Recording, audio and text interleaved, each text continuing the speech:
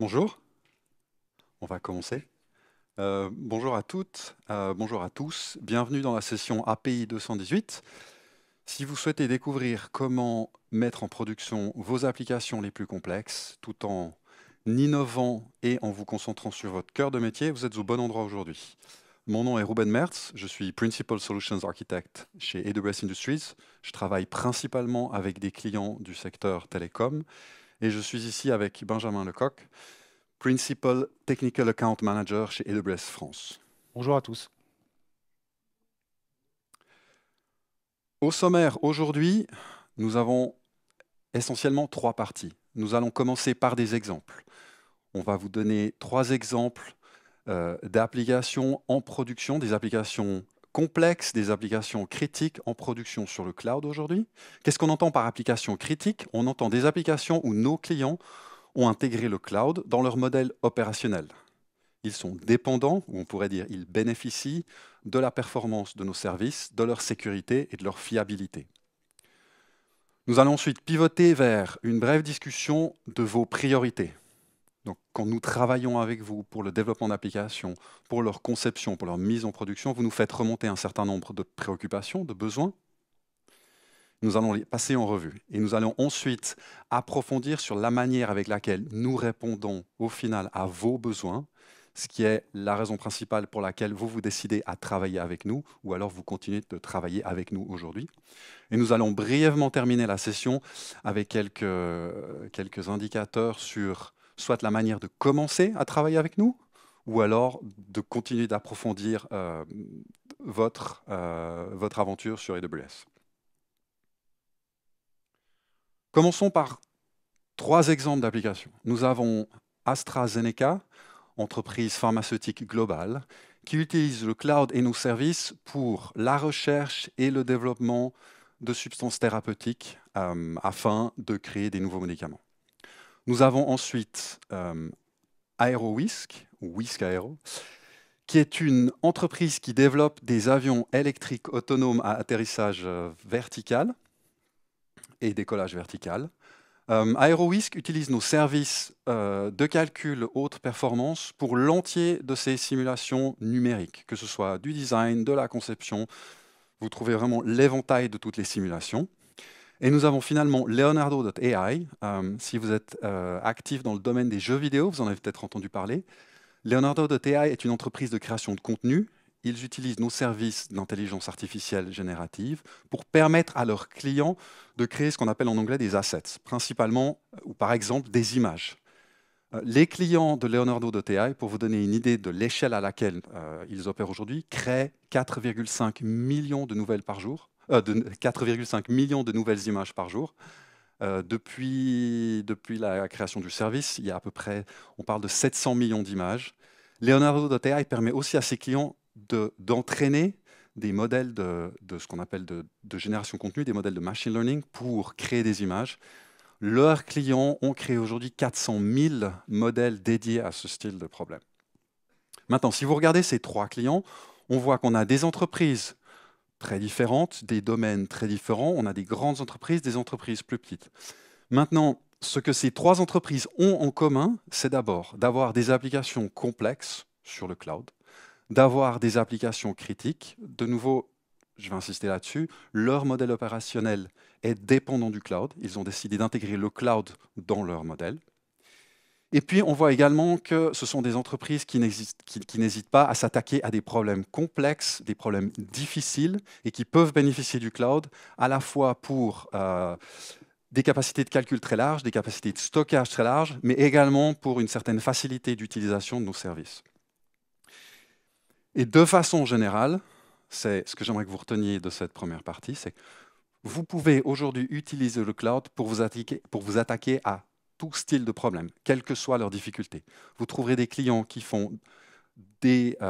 utilisent nos services pour la recherche médicale, pour le développement de nouveaux médicaments, pour la recherche génétique. Vous trouverez des clients qui font des simulations météorologiques à très large échelle. Vous trouverez des clients qui analysent des flux de données en temps réel sur le cloud. Et vous trouverez des clients qui font de la simulation numérique.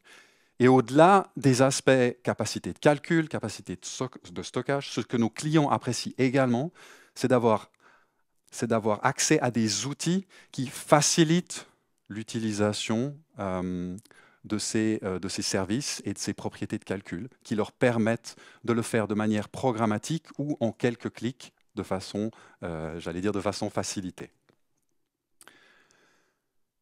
Encore une diapositive avant de passer à vos priorités. J'aimerais mettre en avant brièvement, au-delà de capacité de calcul, on va dire pratiquement virtuelle, de capacité de stockage pratiquement virtuelle, il y a un autre aspect que j'aime beaucoup mettre en avant par rapport au cloud. C'est la manière dont le cloud vous permet de changer la façon dont vous, non seulement designez vos applications, mais également la manière dont vous pouvez les mettre en production. Il y a 3 aspects essentiels. Le cloud vous fournit de l'automatisation, le cloud vous fournit des API, et le cloud vous permet de monter en échelle ou de descendre en échelle de manière rapide et en fonction de votre charge de travail, que ce soit la capacité de calcul nécessaire ou les besoins en trafic. Et si vous couplez ces propriétés, des API et de l'automatisation qui vous permettent d'accéder à vos services de manière programmatique, avec des services, en anglais on parle d'observability, donc qui vous font remonter toute une série de métriques et d'informations par rapport à votre application, vous pouvez fondamentalement changer la manière dont vous déployez vos applications. Sur site, vous mettez peut-être votre application en production une fois par année ou une fois par mois. C'est en général une opération à cœur ouvert, d'accord ? Vous allez mettre en production votre application d'une façon, on va dire, monolithique, parce qu'en fait, si chaque fois que vous devez mettre en production et que c'est compliqué, vous allez vous arranger pour que tout votre code parte en production. Maintenant, si mettre votre application en production est facilité, si vous pouvez aller plus vite, vous allez automatiquement vouloir changer la conception de votre application. Vous voulez aller vers des microservices qui vont pouvoir être mis en production de manière indépendante en fonction des besoins de vos clients, en fonction de la rapidité à laquelle vous avez besoin de développer des nouvelles, ce qu'on appelle en anglais des nouvelles features. Okay? Donc gardez ça en tête. Au-delà simplement des capacités de calcul et des capacités de stockage. Passons maintenant à un autre aspect. Quand nous travaillons avec vous, par exemple en tant que Solutions Architect, vous nous faites remonter un certain nombre de préoccupations. J'aimerais aujourd'hui les résumer en 3 domaines. Nous avons la sécurité et la fiabilité. Nous avons l'optimisation des performances et des coûts, et nous avons l'innovation et le besoin de rester compétitif. Quels sont les aspects que j'aimerais souligner pour vous dans la partie sécurité et fiabilité? Il y a différentes choses. Il y a tout d'abord, vous souhaitez avoir accès à une infrastructure sécurisée sur laquelle vous souhaitez pouvoir compter. C'est le premier aspect. Maintenant, au-delà de l'infrastructure, vous développez des applications. Vous avez peut-être déjà entendu parler de ce qu'on appelle en anglais du Shared Security Model. Donc, nous sommes responsables pour la sécurité dans le cloud, vous êtes responsable pour la sécurité sur le cloud. Maintenant, le fait que vous êtes responsable, ça ne veut pas dire que vous êtes tout seul. Non, ça veut dire que nous mettons à votre disposition un ensemble de services que vous pouvez utiliser pour garantir, pour améliorer, pour surveiller la sécurité de votre application. Donc ça, c'est un autre aspect qui est très important pour vous. Au-delà de l'aspect application, il y a vos données. Vous stockez, vous traitez des données qui sont peut-être sensibles, qui sont peut-être confidentielles. Vous êtes peut-être actif dans certaines industries régulées, que ce soit dans le domaine des actifs financiers, dans le domaine médical ou dans le secteur public. Et vous souhaitez pouvoir compter sur AWS pour assurer la sécurité de vos données, mais également les aspects dits régulatoires, la compliance avec un certain nombre de lois et de normes en vigueur en fonction de votre géographie. Et puis si on passe plus sur l'aspect fiabilité, il y a non seulement l'aspect fiabilité de l'infrastructure, mais il y a aussi la fiabilité de votre application, ainsi que la fiabilité de ces données, ainsi que la fiabilité de la performance. Quelle que soit la taille de votre application, quel que soit son cycle de vie, vous souhaitez pouvoir compter sur des services qui vous permettent de s'adapter à vos besoins, qui permettent de répondre à vos besoins, quelle que soit la taille et l'échelle à laquelle vous évoluez. Je vais parler brièvement d'optimisation de performance et des coûts. Benjamin va parler de performance par la suite. Ce que j'aimerais ici souligner, c'est qu'au-delà de bénéficier de services performants, qui puissent répondre simplement à vos problèmes, il est important que vous puissiez avoir un contrôle sur les coûts et un contrôle sur le rapport qualité, performance et coût. Et puis au final, il y a l'aspect compétition et innovation. Il y a différentes choses qu'on peut souligner ici. Tout d'abord, vous souhaitez travailler avec un fournisseur de cloud qui soit à la pointe de la technologie. C'est une question de crédibilité. Et ensuite, vous souhaitez pouvoir utiliser ces innovations, que ce soit pour vous-même être au-delà, au-devant de la technologie, afin d'utiliser ces innovations dans vos produits, que ce soit des produits existants ou des produits que vous allez mettre sur le cloud. Nous avons aujourd'hui des millions de clients sur le cloud. Ils ont tous des besoins différents, ils ont tous des types d'applications différents. Ils ont toutes leurs raisons bien à eux d'être sur le cloud aujourd'hui. Maintenant, ce que nous allons faire dans la suite de cette session, c'est reprendre les trois priorités principales et aller approfondir des domaines particuliers sur lesquels, de la façon dont nous répondons à ces besoins. Donc, nous allons parler, dans la suite de cette session, nous allons parler de sécurité, nous allons parler de performance et d'optimisation des coûts, et nous allons parler d'innovation. AWS vous fournit aujourd'hui le cloud le plus sûr et le plus fiable. J'ai déjà mis en avant les différents aspects sur lesquels vous souhaitez faire attention. Donc je répète, il y a la sécurité de l'infrastructure, il y a la sécurité de vos applications, il y a également les aspects relatifs à la protection des données et à leur traitement. Maintenant, quand on parle de la sécurité de l'infrastructure, il y a un domaine. Donc s'il y a une diapositive que j'adorais, dont vous vous souveniez pour la suite de cette présentation, c'est celle en rapport avec notre AWS Nitro System. Le AWS Nitro System est la pierre centrale de la sécurité de notre infrastructure. C'est un excellent exemple de sécurité et d'innovation à la fois. Si vous utilisez une instance, donc une machine virtuelle sur le cloud AWS aujourd'hui, vous utilisez AWS Nitro System. C'est le service qui est à la base de notre plateforme de virtualisation. Maintenant, Benjamin va vous parler de performance avec le Nitro System par la suite. J'aimerais me concentrer sur la partie sécurité. L'élément central à garder dans votre tête par rapport à ce système, c'est que le Nitro System fournit une isolation complète, physique et logique, entre le domaine qui gère votre instance, votre système d'exploitation avec ses applications et ses données, et le domaine dans lequel se retrouvent les sous-systèmes qui gèrent le réseau, le stockage et la sécurité de la plateforme de virtualisation. Cette séparation physique et logique nous permet de vous garantir l'absence de tout aspect administratif possible de la part de l'opérateur du cloud sur vos instances. Cet accès administratif n'existe simplement pas car il n'est pas implémenté. Et ces garanties de sécurité ont été validées par un audit externe dont vous trouvez le rapport public, soit en cherchant dans votre moteur de recherche préféré, ou alors en suivant le QR code disponible ici. Après la sécurité de l'infrastructure, passons à la sécurité de vos données. Nous allons parler ici sécurité par rapport aux services de stockage. Il y a trois composants essentiels. Il y a la gestion des accès et des identités, il y a le chiffrement et il y a l'audit et la surveillance. En ce qui concerne la gestion des accès et des identités, notre service AWS Identity and Access Management vous permet de contrôler de manière globale et à la fois fine l'accès à toutes vos ressources de stockage, quel que soit le service de stockage que vous utilisez.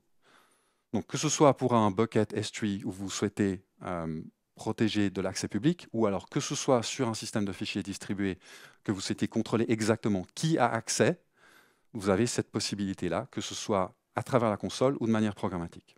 Si on parle au chiffrement, j'aimerais souligner que l'ensemble de notre portefeuille de services de stockage vous permet de chiffrer vos données, que ce soit en transit ou ce qu'on appelle en anglais at rest, au repos. Vous avez également la possibilité d'avoir un contrôle fin sur les clés de chiffrement utilisées. Et le troisième aspect, c'est quand on parle d'audit et de surveillance, vous voulez également savoir qui a accès à vos données et quand, et d'avoir une visibilité et un contrôle total sur ces aspects-là. Nous avons des services tels que CloudWatch ou Amazon S3 Storage Lens qui vous donnent accès à cette information en temps réel. Passons maintenant à un troisième élément, le renforcement de la résilience des données des applications. De nouveau, ici, nous avons trois aspects: restauration, sauvegarde et reprise dans le cas malencontreux d'un sinistre.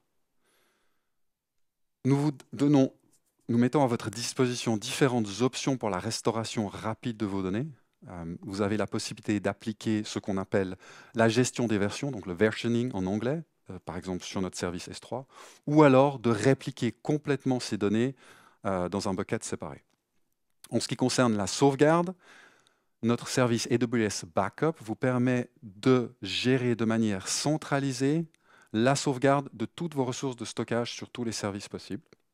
Et en ce qui concerne les aspects reprise après sinistre, vous avez la possibilité soit de remettre en production votre application qui se trouvait sur site dans le cloud, ou alors, dans le cas d'une application dans le cloud, de basculer vers une copie de votre application sur une région voisine. Voilà. Après cette partie orientée sécurité, je vais passer la main à Benjamin pour la partie performance. Ruben, écoutez, rebonjour et bon courage à tous. Je sais que c'est une journée assez éprouvante. C'est bientôt l'heure du goûter. Donc voilà. Partie 2 de ce chapitre, l'optimisation et le respect du rapport performance-coût. C'est également une de vos priorités, une de vos préoccupations principales. Les décideurs et les chefs d'entreprise aujourd'hui doivent répondre à un certain nombre de besoins et d'injonctions de la part de leurs propres clients. Ce peut être par exemple de répondre dans les temps à des SLA d'un certain nombre de services fournis, et ce tout en assurant toujours la croissance de leur entreprise. De la même manière, ils doivent sélectionner un partenaire, je dirais partenaire technologique, qui permet l'innovation métier au sein même de leur entreprise. C'est pourquoi, en vous basant sur AWS, qui évolue sans cesse et qui sort et produit de nouveaux services, cela vous permet donc l'innovation métier pour servir au mieux vos propres clients. Et tout cela toujours dans une maîtrise des coûts et toujours dans la recherche d'obtenir la meilleure performance au prix le plus juste. On va examiner maintenant, pour démarrer, les bénéfices que vous pouvez donc tirer sur ce sujet avec la technologie Nitro. Donc Ruben en a déjà parlé tout à l'heure, mais en parlant spécifiquement de l'aspect sécurité. Sachez qu'il y a aussi un gain particulier de performance et donc une amélioration du coût performance coût que vous avez avec le système Nitro. Et c'est en fait la raison principale pour laquelle on a fait des recherches et on a mis en point ce système. C'était pour justement améliorer les performances et fournir ce service à nos clients. Ruben l'a expliqué, il y a un certain niveau de séparation en fait, que l'on a mis en place dans ce système où toute la partie virtualisation, donc on l'a complètement réinventé, on l'a mis au point avec une société qui s'appelle Annapurna Labs qu'on a racheté en 2013. Et via ce partenariat, on a développé ce système avec donc cet aspect séparation qui garantit la sécurité que l'on vient d'expliquer, mais en déléguant l'aspect gestion et virtualisation à un système physique et logique complètement dédié, on a ainsi réussi à mobiliser toutes les ressources matérielles et physiques du serveur afin d'utiliser cette puissance pour servir le propos pour lequel vous utilisez cette infrastructure, c'est-à-dire servir cette charge de travail et donc vos utilisateurs finaux. Il en résulte donc un gain coût-performance qui est notable. Au fil des années, on a développé plusieurs générations du système Nitro. À ce jour, on en est à la 5e génération. Chaque génération apporte son lot d'améliorations sur différents critères. Toujours à la recherche d'une latence plus faible, d'un débit plus élevé en termes de mémoire vive, de réseau, etc. Et une capacité à gérer un plus grand nombre d'interactions et de paquets par seconde. Aujourd'hui, les clients donc, bénéficient tous de ce système Nitro et on a produit plus de 20 millions de puces Nitro, ce qui est un chiffre assez incroyable. Autre innovation dont je voulais vous parler, donc le système Graviton, peut-être en avez-vous déjà entendu parler. Mais lors de reInvent 2023, en fin d'année dernière, on a annoncé Graviton 4. 4 donc, c'est notre dernière génération d'instances Graviton. C'est la puce la plus puissante et la plus économe en énergie qu'on ait jamais conçue. Les puces Graviton sont également fabriquées en collaboration avec Annapurna Labs, comme le système Nitro et d'autres innovations que l'on va voir un petit peu plus tard. On a dans notre portefeuille aujourd'hui une centaine de types d'instances différents qui reposent sur cette technologie Graviton. Donc, quand je parle de type d'instance, on a beaucoup d'instances qui peuvent être identifiées avec des lettres et des numéros. Le numéro, c'est souvent le numéro de génération. Et la lettre, on le verra un petit peu plus tard, vous permet de cibler pour quel type d'application ou de workload vous voudriez choisir tel ou tel type d'instance. On a 500 000 clients qui utilisent Graviton aujourd'hui, dont les 100 principaux clients Amazon EC2 d'AWS. Également, à noter un petit élément technique, c'est le premier processeur que l'on a mis en place qui respecte la cohérence multisocket. Ça veut dire quoi? Ça veut dire que grâce à ça, vous avez une garantie que les données gérées et partagées au sein des différents cœurs du processeur sont gérées sans conflit et de manière coordonnée. Une autre innovation, une autre annonce que nous avons fait également lors de reInvent 2023, ce nouveau type d'instance donc Amazon EC2 qui s'appelle R8G. Donc c'est une version préliminaire pour le moment. Vous pouvez vous inscrire pour avoir la version préliminaire, c'est comme ça qu'on dit. Et cette instance est également basée sur ce système Graviton 4 que l'on vient de voir. Je parlais de la nomenclature un petit peu rapidement, je pense que c'est important pour se repérer. Donc on a R, 8 et G. Donc toutes les instances que vous voyez avec le petit G, c'est qu'elles sont basées sur Graviton. 8, c'est souvent, à part certaines exceptions, le numéro de génération. Et puis R, c'est simplement pour vous indiquer que ce sont des types d'instances à mémoire optimisée. Alors, les instances R8G aujourd'hui offrent le meilleur rapport prix-performance par rapport à tout autre type de C2 en fait, que l'on a dans notre gamme, et la meilleure efficacité énergétique. Pour diverses réseaux, l'une d'entre elles est que l'on embarque de la mémoire de dernière génération DDR5. Cette mémoire, c'est un standard du marché que vous peut-être avez-vous l'occasion déjà de voir ou d'entendre parler. Cette DDR5, c'est une recherche que j'ai faite, je me suis aperçu que elles utilisent en moyenne 15% d'électricité en moins que la génération de mémoire précédente.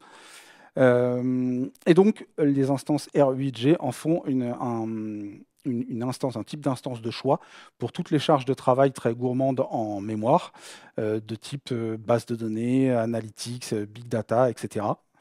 Voilà, donc pour ce type d'instance, encore une fois, vous pouvez vous inscrire sur le site web ou si vous recherchez ce numéro d'instance sur votre moteur de recherche, vous pouvez vous inscrire pour le tester et en bénéficier. Donc, tout en vous fournissant le meilleur rapport prix-performance grâce à Graviton, on a voulu étendre cette recherche et ce que l'on avait appris de cette technologie dans l'application du machine learning. Aujourd'hui, le machine learning et l'intelligence artificielle et générative représentent des charges de travail qui sont assez conséquentes en termes de besoins en ressources, comprendre mémoire, processeur, d'une manière générale. Et effectivement, on a tous entendu parler de l'AI générative dans notre vie quotidienne et vu les avancées technologiques que cela permet, en commençant par la voiture autonome ou bien les assistants vocaux que vous avez peut-être utilisés, conversationnels, la reconnaissance ou bien la génération d'images. Tout ça est possible grâce à l'intelligence artificielle générative.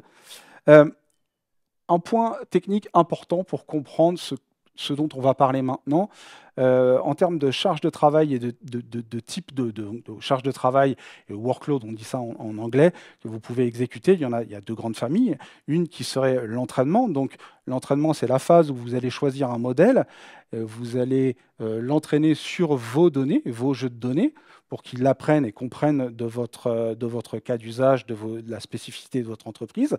Ça, c'est donc les charges de travail de type entraînement. Et une fois que ça c'est fait, vous allez utiliser et mettre à disposition votre modèle pour vos utilisateurs.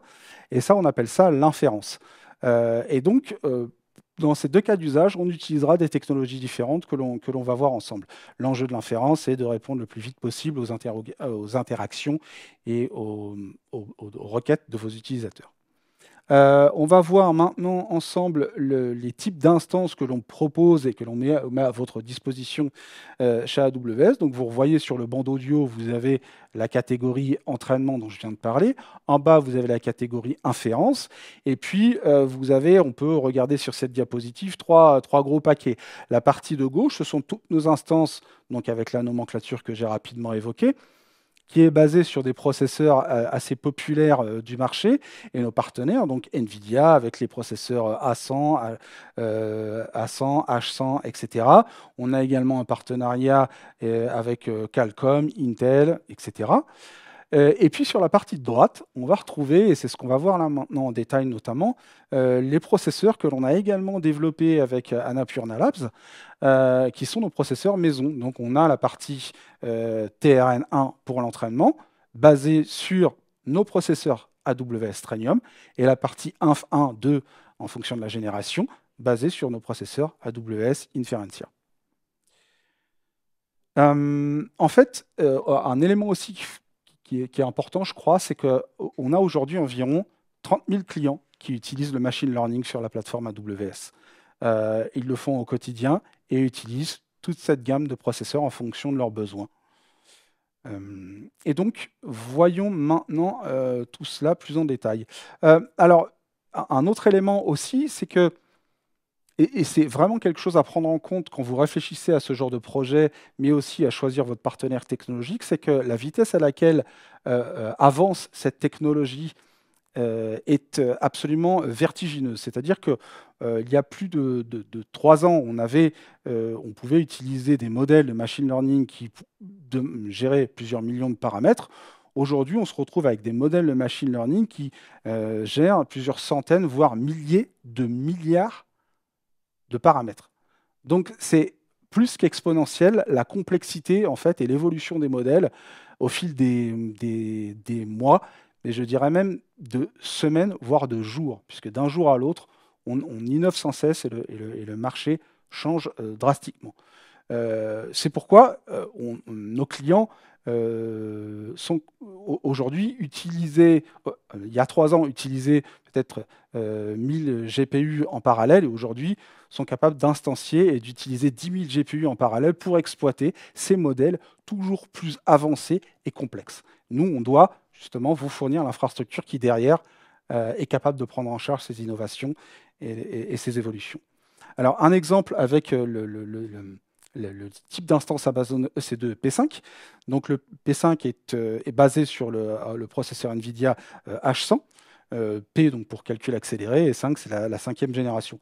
Là-dessus, ce qu'il faut retenir, je crois, c'est que vous allez pouvoir, grâce à la performance en fait, de cette instance, diminuer par 4 je n'ai pas l'équivalent en français, mais le time to market, grâce justement à la rapidité en fait, de cette instance, qui est la plus puissante qu'on ait jamais créée. On propose une taille d'instance. Si vous êtes familier avec justement ces systèmes de taille d'instance, qui est de 48x large, qui embarque 192 CPU, pardon, et donc 8 NVIDIA GPU dans chaque instance. Ce que je veux clarifier peut-être là-dessus, c'est que plus vite vont les instances, plus vite les calculs sont faits, plus vite les entraînements sont faits, et donc vous pouvez itérer de plus en plus et jouer un nombre d'itérations toujours plus grandes chaque jour. Voilà, donc je le disais précédemment, les modèles de machine learning deviennent chaque jour plus complexes et donc nécessitent toujours plus de ressources. Et l'enjeu, justement, lorsque vous voulez innover et mettre en place l'utilisation du machine learning chez vous, c'est de trouver un partenaire, une technologie qui vous offre le meilleur rapport prix-performance. Car il faut toujours se poser la question du retour sur investissement lorsque vous identifiez un cas d'usage et que vous voulez tirer parti du GenAI dans votre entreprise. On a tiré donc partie de l'enseignement que l'on a eu avec la mise en place de Ditro, de Graviton, avec notre société partenaire, enfin, que l'on a racheté depuis, pardon. Et on va regarder maintenant ce que l'on a pu mettre en place par rapport à ça. Donc, j'en parlais rapidement lors de la fiche sur laquelle vous aviez toutes les instances. Un petit zoom sur l'instance Trainium 2, donc c'est la nouvelle génération. Ça fait 5 ans qu'on développe des instances de type Trainium dédiées au machine learning. Cette instance est 4 fois plus rapide que la Trainium 1 que l'on avait sortie l'année dernière, ce qui en fait une instance avec des performances de calcul exceptionnelles. Et ces instances de calcul sont environ 5 fois équivalentes au plus gros superordinateur que l'on peut trouver dans le monde aujourd'hui. Ce qui est absolument vertigineux et moi-même, j'ai du mal à le matérialiser. Maintenant, je vais passer à la partie, donc l'autre pendant. On a parlé de l'entraînement. On a vu qu'il y avait également l'inférence, lorsque vous mettez à disposition votre modèle. On a fait la même chose en développant des instances Inf2 basées sur le processeur Inferentia 2. Et donc, on doit mettre à disposition pour nos clients des instances qui répondent en temps réel aux itérations et aux demandes des utilisateurs. Et donc, cette instance Inferentia vous permet de gagner en rapport performance-prix environ 40% par rapport aux autres types de C2 de la gamme que nous avons vu sur cette grande diapositive. Donc, c'est vraiment quelque chose de très performant et vraiment à étudier profondément si vous souhaitez vous mettre au machine learning. Et je vais terminer rapidement sur cette partie du chapitre avec une innovation que l'on a sortie. C'est une classe de stockage particulière d'Amazon S3, notre système de stockage, où vous pouvez choisir votre zone de disponibilité. Cette fois, donc ce n'était pas le cas avant. Pourquoi on a sorti ça? Pour vous permettre de choisir et de placer physiquement au plus près de vos charges de travail de machine learning afin de gagner en latence, afin de gagner aussi en ressources compute que vous allez mettre en place, puisque vous allez accéder aux données le plus rapidement possible. Voilà, tout ça pour dire que, et ça a été donc développé sur du hardware et du software très particulier, tout ça pour dire que toute notre gamme se met en cohérence avec ces enjeux liés au machine learning. Voilà, je vais passer la main à Ruben pour la suite. Pardon, je me suis trompé. Je reviens un peu en arrière, non? Voilà. Merci Benjamin. Il reste 12 minutes. Ok. Passons à la troisième partie. Nous allons parler brièvement d'innovation. Donc, chez AWS, il y a des aspects d'innovation en interne. Nous avons parlé du Nitro System, qui est un excellent exemple. C'est ce qu'on pourrait appeler d'innovation under the hood, innovation sous le capot. Et puis après, il y a l'aspect innovation technologique, d'être à la pointe de la technologie, que vous ayez accès à des services qui, au final, vous permettent de mettre en production vos applications les plus diverses. C'est fondamentalement ce qui compte pour nous. C'est que vous ayez accès à des services qui vous permettent de vous attaquer à tout type de problème.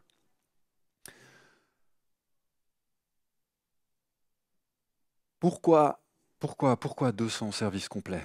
Simplement parce que depuis 2006, nous n'avons cessé d'innover et de mettre à votre disposition que ce soit des services pour de l'analyse de données, des services pour le machine learning, des services pour l'Internet des objets, ou alors des services pour le développement d'applications. Vous trouvez également des services pour faire du quantum computing.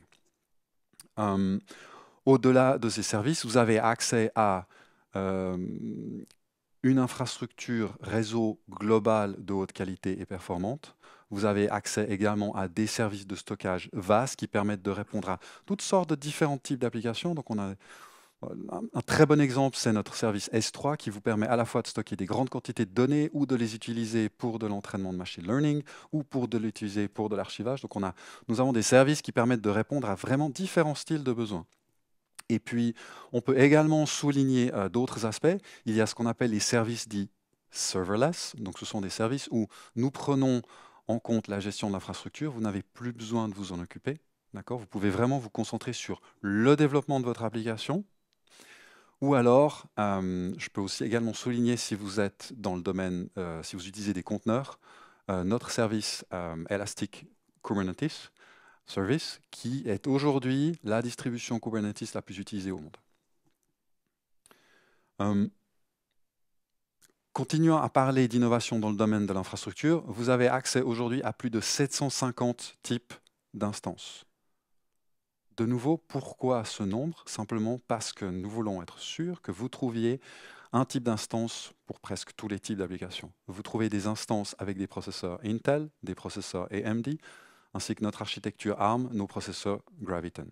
Ça fait 16 ans qu'on travaille avec Intel et vous trouvez aujourd'hui 400 types d'instances basées sur Intel. Vous pouvez même trouver des Mac pour le développement d'applications macOS, par exemple. Passons après l'innovation dans le domaine de l'infrastructure. Passons à l'innovation dans le domaine de l'intelligence artificielle et de l'intelligence artificielle générative. Je vais vous parler brièvement ici de Amazon Q.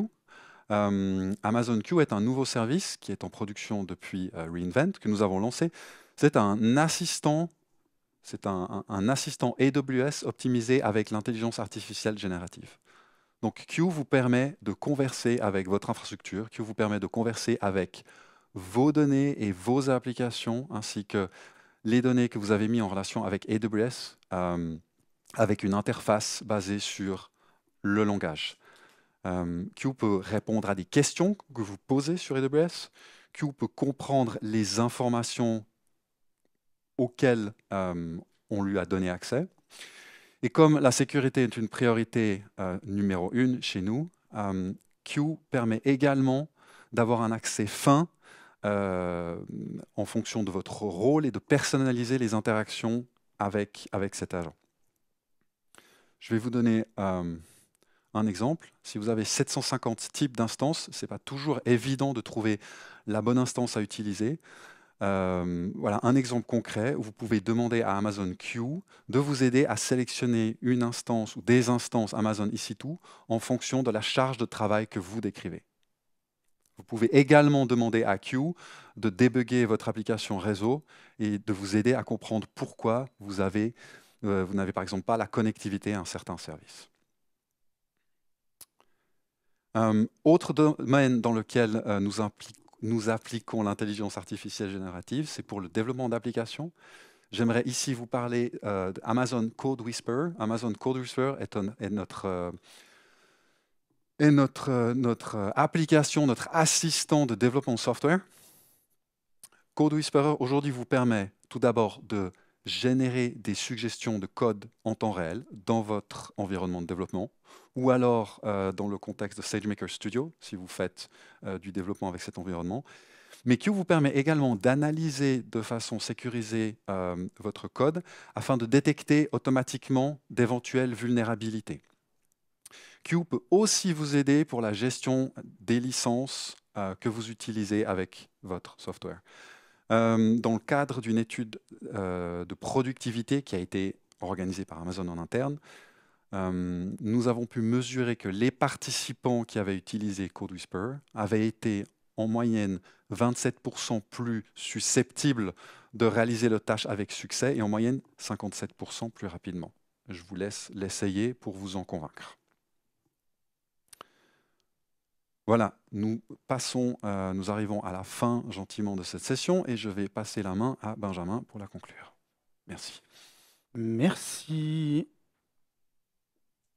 Eh bien, pour conclure, 3 exemples en fait de clients qui travaillent avec nous depuis de longue date. Nous avons Moderna, Boom et John Deere. Les 3 ont utilisé le Generative AI notamment, mais pas que. Moderna, par exemple, a pu utiliser la plateforme AWS afin de mettre au point et de terminer de séquencer son vaccin ARN messager durant le Covid-19. Ça, c'est quelque chose d'extrêmement concret qui parle à chacun d'entre nous.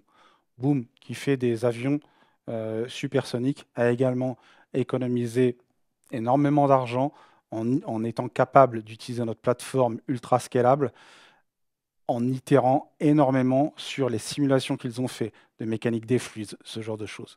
Et enfin, John Deere, c'est tout le matériel agricole, les tracteurs, ce genre de choses qui sont tous aujourd'hui équipés de capteurs, d'IoT, et qui permet en fait aujourd'hui à un agriculteur de remonter toutes les données en fait d'exploitation de son terrain, l'irrigation, les zones de la densité, ce genre de choses, et justement d'être plus efficace et d'être plus productif. Ce sont juste simplement 3 exemples que l'on voulait donner pour clore cette session. Et puis maintenant, je voulais vous parler rapidement de formation, parce que c'est vrai que tout ça a évolué énormément, très rapidement. On l'a vu avec la complexité des modèles de GenAI. Et ce qu'AWS faisait en fait pour pouvoir innover sans cesse et être capable de supporter ces modèles toujours plus complexes. On a aujourd'hui des plateformes de formation, notamment une qui s'appelle Skill Builder, dont on vous donne l'adresse sur la partie de gauche. C'est une plateforme de formation que nous, personnel technique en interne, on utilise aujourd'hui pour se former. On passe par cette plateforme. Vous retrouvez ici un certain nombre de choses, des labs que vous pouvez faire à votre rythme, des formations en ligne, enregistrées, préenregistrées ou bien en live. Et puis enfin, si vous devez et vous souhaitez développer un plan de formation particulier et sur mesure pour votre entreprise, on peut travailler avec vous pour mettre au point ça, avec également les ressources le personnel de formation à l'intérieur de votre entreprise, les ressources humaines, et mettre en place un plan de formation personnalisé. Et je crois qu'on en aura terminé là-dessus. Pour reparler rapidement de Skill Builder, aujourd'hui, vous avez une période d'essai gratuit. Je vous encourage à y aller, créer un compte, vous connecter et essayer. Et puis, voilà, j'en aurai terminé là-dessus. On a un QR code, s'il vous plaît, scannez-le, ça va ouvrir. Donc, je vous ai posé la question avant, pour certains d'entre vous, si vous aviez installé l'application.